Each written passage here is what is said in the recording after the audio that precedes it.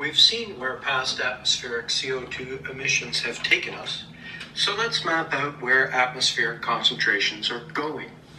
The carbon tax will eradicate biosphere damage in a practical way by bringing atmospheric CO2 concentration under control, overriding all known feedback effects, removing the vast amount of past emissions, and finally to a set point of around 320 parts per million, or that which supports the atmospheric temperature we choose.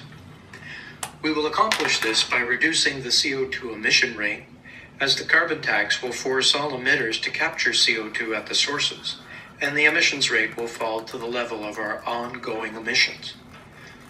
The carbon tax will fund removal, and the removal rate should rise to 30 gigatons per year for 50 years to support the required atmospheric set point. The removal rate will then fall to roughly the magnitude of our ongoing CO2 emissions from sources such as concrete, steel production, fertilizers, beef production, etc. As you can see, by 2140, atmospheric temperature will be at set point.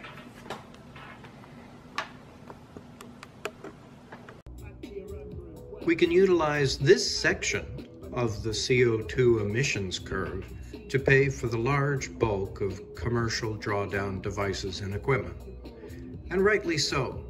Oil and gas industries created this problem to a large extent, as they have enabled our total consumption to spiral upwards and are also quite well positioned to assume a large part of the construction and operation of this vast new industry.